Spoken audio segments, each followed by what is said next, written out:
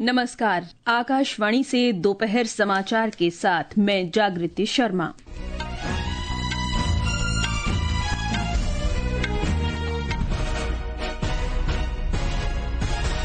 प्रधानमंत्री नरेंद्र मोदी ने मुंबई में ब्रिटेन के प्रधानमंत्री कीर स्टारमर के साथ प्रतिनिधिमंडल स्तर की वार्ता की। दोनों नेताओं ने शिक्षा, प्रौद्योगिकी, रक्षा और महत्वपूर्ण खनिज जैसे प्रमुख क्षेत्रों में आर्थिक सहयोग बढ़ाने की प्रतिबद्धता दोहराई। भारत और ऑस्ट्रेलिया ने सशस्त्र बलों के बीच परिचालन साझेदारी को मजबूत करने के लिए महत्वपूर्ण रक्षा समझौतों पर हस्ताक्षर किए। भारत ने गजा शांति समझौते के पहले चरण का स्वागत किया, कहा ये स्थायी शांति का मार्ग प्रशस्त करेगा।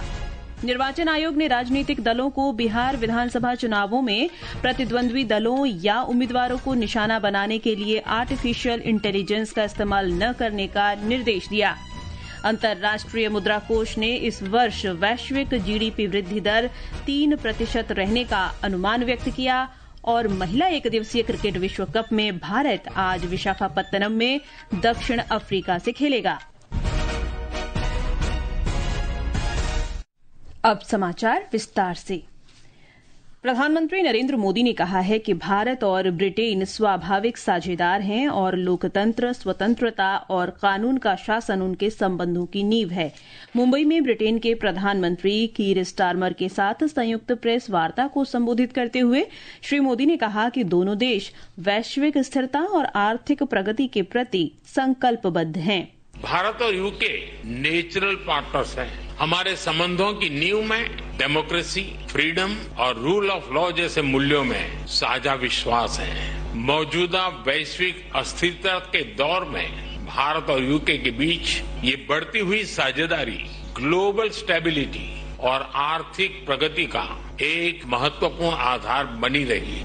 भारत ब्रिटेन व्यापक आर्थिक और व्यापार समझौते के बारे में श्री मोदी ने कहा कि इससे दोनों देशों के बीच व्यापार बढ़ेगा, जिससे उद्योग और ग्राहक दोनों को लाभ होगा। प्राइम मिनिस्टर स्टारमर के नेतृत्व में भारत और यूके के रिश्तों में उल्लेखनीय प्रगति हुई है।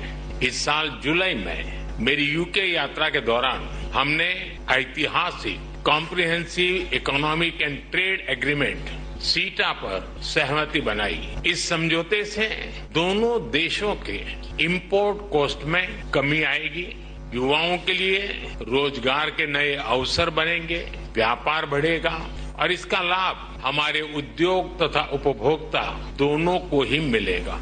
प्रधानमंत्री मोदी ने कहा कि दोनों देशों के बीच समुद्री सहयोग सुनिश्चित करने में भारत ब्रिटेन संयुक्त सैन्य अभ्यास कोंकण 2025 महत्वपूर्ण कदम है। रक्षा सहयोग को एक कदम आगे बढ़ाते हुए हमने मिलिट्री ट्रेनिंग में सहयोग पर समझौता किया है। इसके तहत भारतीय वायुसेना के फ्लाइंग इंस्ट्रक्टर्स यूके की रॉयल एयरफोर्स में ट्रेनर्स के रूप में कार्य करेंगे। ये विशेष संयोग है कि जहां एक और देश की आर्थिक राजधानी मुंबई में ये बैठक हो रही है, वहीं दूसरी ओर हमारे नौसैनिक जहाज कोंकण 2025 ज्वाइंट एक्सरसाइज कर रहे हैं। प्रधानमंत्री मोदी ने भारत में ब्रिटेन के 9 विश्वविद्यालयों के परिसर जल्द खुलने पर प्रसन्नता व्यक्त की। ब्रिटेन के प्रधानमंत्री कीर स्टारमर ने कहा कि भारत और ब्रिटेन भविष्य पर केंद्रित आधुनिक साझेदारी का निर्माण कर रहे हैं। भारत ब्रिटेन व्यापक आर्थिक और व्यापार समझौते को ऐतिहासिक क्षण बताते हुए श्री स्टारमर ने कहा कि शुल्क कम होने से एक दूसरे के बाजारों तक पहुंच बढ़ाने से दोनों देशों में विकास बढ़ेगा, जीवन बेहतर होगा और रोजगार उपलब्ध होंगे।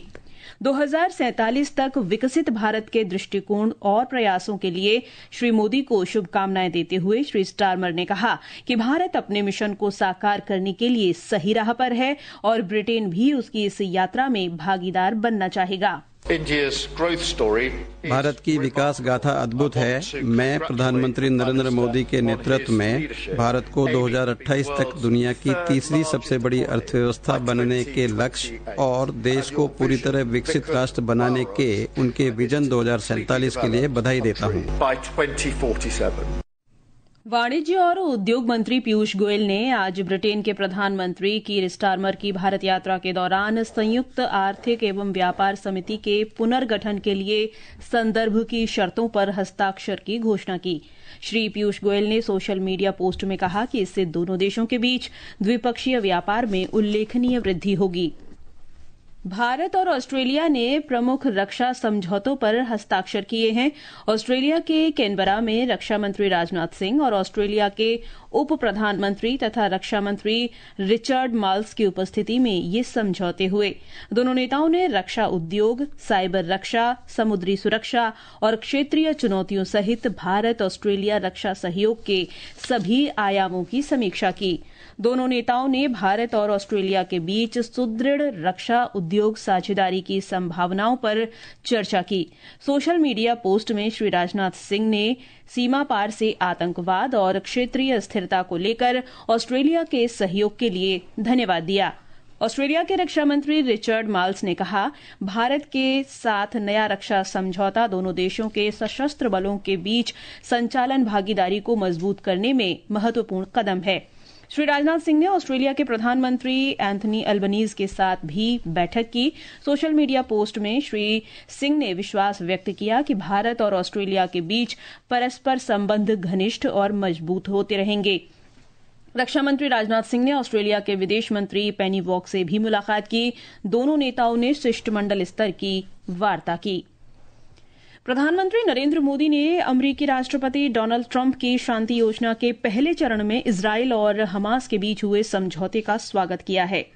सोशल मीडिया पोस्ट में श्री मोदी ने आशा व्यक्त की कि बंधकों की रिहाई और गजा में मानवीय सहायता पहुंचाने से लोगों को राहत मिलेगी और दीर्घकालिक शांति का मार्ग प्रशस्त होगा। उन्होंने कहा कि ये समझौता इजरायल के प्रधानमंत्री बेंजामिन नेतन्याहू के मजबूत नेतृत्व को भी दर्शाता है। संयुक्त राष्ट्र महासचिव एंटोनियो गुतेरश ने गजा में युद्ध विराम और बंधकों को रिहा करने के समझौते की घोषणा का स्वागत किया है। उन्होंने संबंधित पक्षों से समझौते की सभी शर्तों का पूरी तरह पालन करने का भी आग्रह किया। इससे पहले अमेरिकी राष्ट्रपति डोनाल्ड ट्रंप ने घोषणा की थी कि इजरायल और हमास गजा में पिछले 2 साल से चल रही लड़ाई रोकने और बंधकों को रिहा करने पर सहमत हुए हैं। भारत में कोलंबिया के राजदूत विक्टर ह्यूगो एचेवरी जरामिलो ने तेजी से बदलते भू राजनीतिक बदलावों के दौर में भारत को एक विश्वसनीय साझेदार बताया है।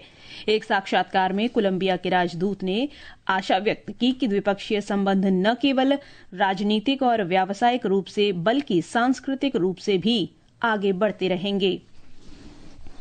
ये समाचार हमारी वेबसाइट www.newsonair.gov.in और हमारे न्यूज ऑन एआईआर ऐप पर भी उपलब्ध हैं। दोपहर समाचार में आपका फिर स्वागत है। निर्वाचन आयोग ने राजनीतिक दलों को बिहार विधानसभा चुनावों और विधानसभा उपचुनावों के दौरान विपक्षी उम्मीदवारों को निशाना बनाने के लिए आर्टिफिशियल इंटेलिजेंस एआई के इस्तेमाल पर सख्त निर्देश जारी किए हैं। ये दिशा निर्देश आदर्श आचार संहिता के अंतर्गत लागू किए गए हैं। आयोग ने सोशल मीडिया प्लेटफॉर्म और अन्य प्रकार के विज्ञापनों पर एआई के माध्यम से गलत सूचना फैलाने के लिए सख्ती से मना किया है। बिहार में विधानसभा चुनाव के लिए सीटों और टिकट के बंटवारे को लेकर विभिन्न राजनीतिक दलों और उनके सहयोगी दलों के बीच गतिरोध जारी है। एक रिपोर्ट।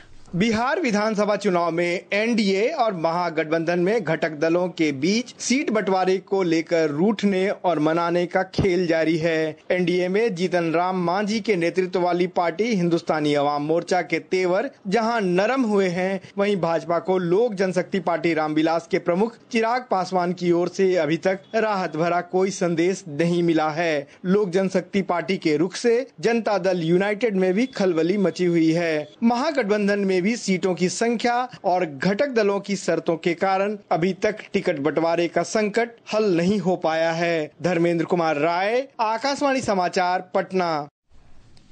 गृह मंत्री अमित शाह जम्मू कश्मीर में सुरक्षा परिदृश्य की समीक्षा के लिए नई दिल्ली में एक बैठक की अध्यक्षता कर रहे हैं। बैठक में जम्मू कश्मीर के उपराज्यपाल मनोज सिन्हा, केंद्रीय गृह सचिव गोविंद मोहन सहित अन्य अधिकारी शामिल हैं। मध्य प्रदेश के छिंदवाड़ा जिले में खांसी के सिरप लेने से बच्चों की मौत की राज्य सरकार सक्रियता से जांच कर रही है। हानिकारक कोल्ड्रिफ खांसी सिरप बनाने वाली कंपनी श्रेशन फार्मास्यूटिकल्स के मालिक को कल तमिलनाडु में गिरफ्तार किया गया। छिंदवाड़ा और बैतूल जिलों में अब तक इस जहरीले खांसी के सिरप से 23 बच्चों की मौत हो चुकी है। प्रधानमंत्री नरेंद्र मोदी द्वारा घोषित और पिछले महीने की 22 तारीख को शुरू हुआ जीएसटी बचत उत्सव समाज के सभी वर्गों को लाभान्वित कर रहा है। आज हमारे संवाददाता आंध्र प्रदेश की अर्थव्यवस्था को बढ़ावा देने वाले जीएसटी सुधारों पर एक रिपोर्ट लेकर आए हैं। नए जीएसटी सुधारों से आंध्र प्रदेश के किसानों, कारीगरों, उद्योगों और छोटे व्यवसायों को बड़ा फायदा मिला है। 14 लाख से अधिक लोगों को रोजगार देने वाले मछली पालन उद्योग को इन कटौतियों से सीधा लाभ मिला है।